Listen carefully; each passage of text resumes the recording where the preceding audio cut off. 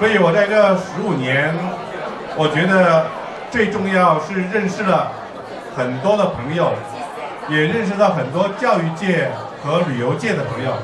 今天大家来到这里头，我内心非常感动。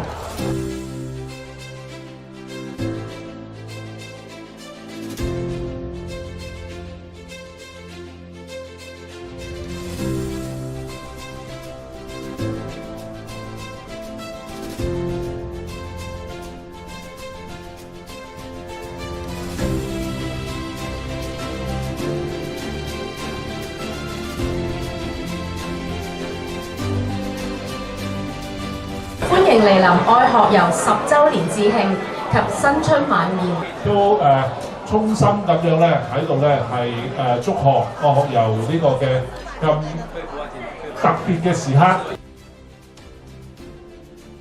我們代表我們陝西省旅遊協會，為我們張會長送上愛學遊10週年的一個慶典。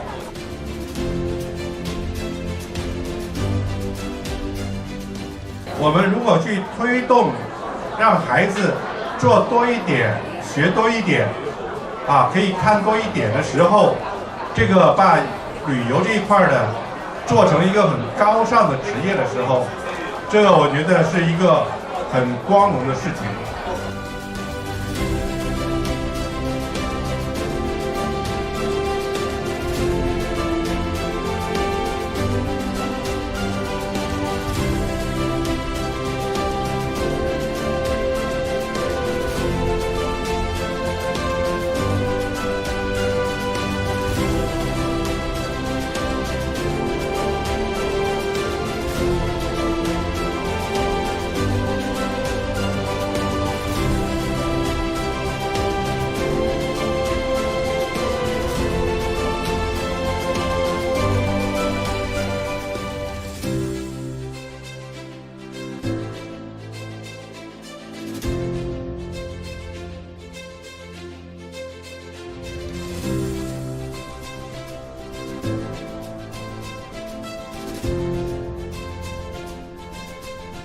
祝愛學遊10週年生日快樂！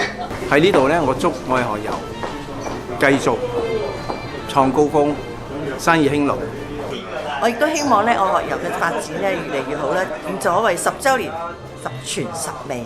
祝福愛學遊10週年，業務發展，拓展嘅事業惠及莘莘學子，令我哋嘅同學們能夠拓展眼界，見識中華大地，增進知識。恭喜恭喜！